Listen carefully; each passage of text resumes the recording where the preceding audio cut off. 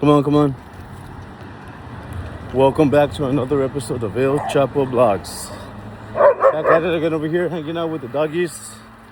Walking Rosie and Harvey again. Shh, shh, shh. Relax, relax, Rosie. I wanted to talk today about, the last time that we spoke. I know it has been some time since I posted a video. Like, the video only got 1 view. But man, who cares? Who cares?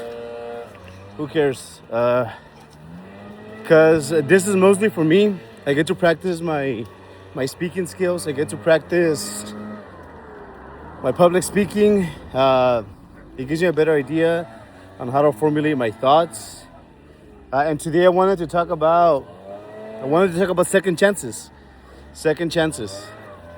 And the reason why I bring that up is because I started looking for work again. After I became sober again. Like, I don't know, I just have this feeling that I need to catch up and I need to make up for lost time.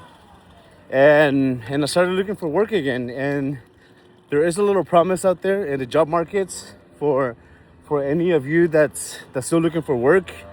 I applied for AAA. That is one of the companies that has been very, very responsive. I also applied for the water department for water treatment. I got a rejection email. Maybe a week later, I got like an email that was saying that I was not rejected and to ignore the rejection email. So that shows a little promise too. But what I really want to do, I really want to go back to sales because I do have a lot of experience in sales. I do have a lot of experience talking to people. And I feel like I kind of lost that skill. Because these past 2 years I've been working by myself mainly. I really haven't been talking to anyone. And also with the weed smoking and all that too, like that doesn't really help with your mental faculties. And I'm glad that I quit because I can breathe better. Well, I feel like I look better. Like I do have some little skin, skin discoloration because of the smoke, but that's gonna fix itself. And even with the drinking too, like I've been losing a lot of weight. I know you can tell. I'm probably a little roly-poly. But that's mainly for myself though. There are some clothes that I'm able to fit to again. So that's good. Stopped eating chips. I stopped eating so much bread. I used to get into the habit too, like of having like a whole French bread with cheese and ham by myself. Minimum, that's probably like 1,500 calories. Like just in that sandwich alone. And I'm glad that I've been making these changes. I'm glad. It's necessary. I know my eyes look a little bit small right now, but it's because of the brightness. My eyes are usually kind of big and bright, I guess. But I'm very excited because I've been doing a lot of praying. I've been doing a lot of self-reflection. Man, I've been crying a lot too. Like, I don't know, I'm just filled with emotions. Because I have a lot of regret with the way that I've acted with my entire family.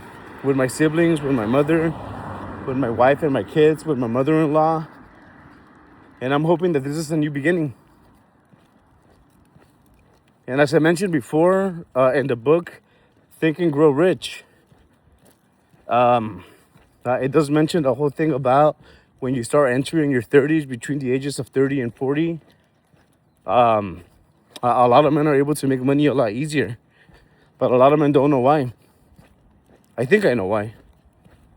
And I'm hoping that that's the case. And then the ages between 40 and 60, that is when a lot of men become great. And I'm very hopeful that that's the case. Sorry, doggies, come on. I'm hoping that that's the case.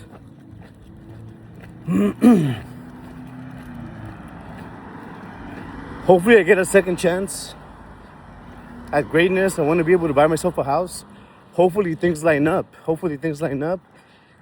And at this job I start making, man, 70, 80, 90, even 100K a year.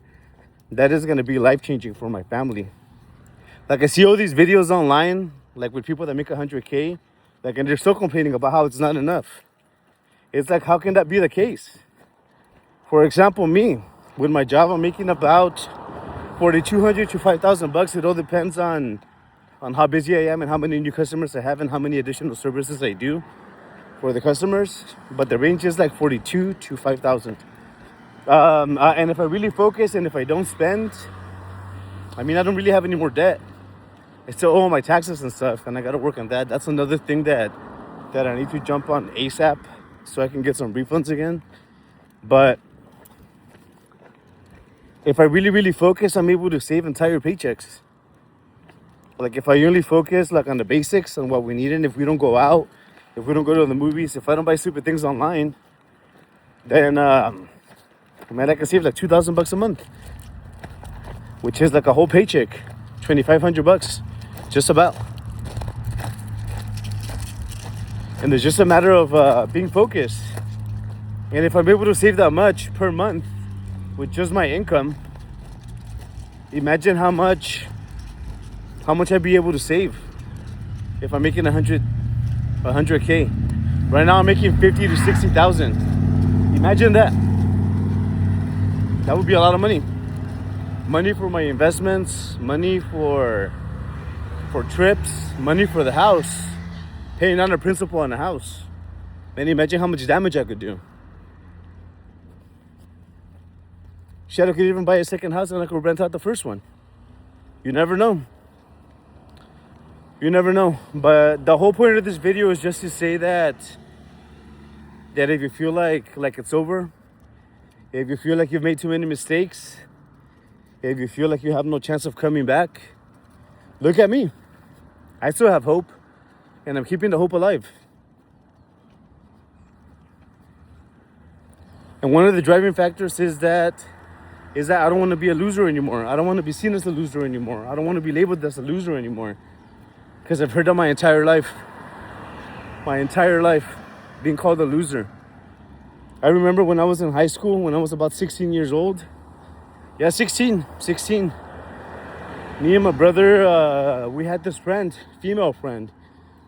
And thanks to the female friend, like I guess we kind of started hanging out with a bit of the cool kids. But like I remember my friend's cousin, her cousin would refer to me and my brother as losers.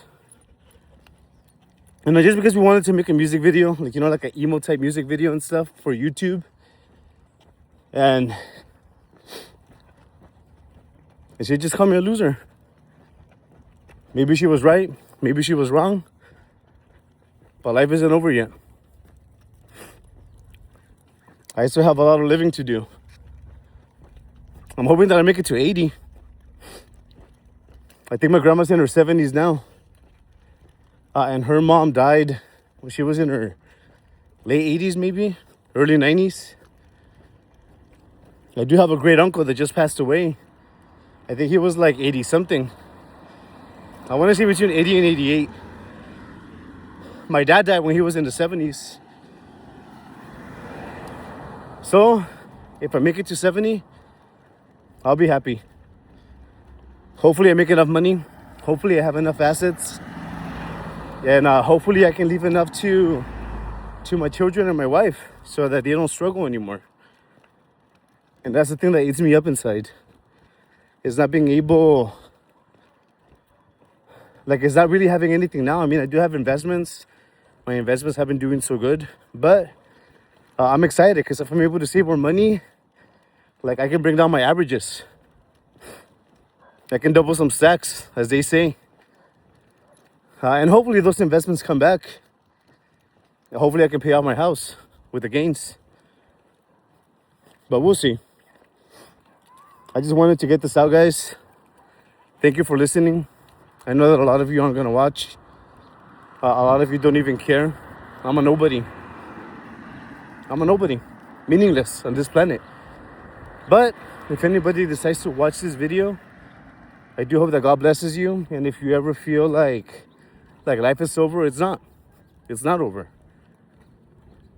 Man, I spent the last freaking almost 20 years, like how I said in a prior video. I've had 1,001 jobs.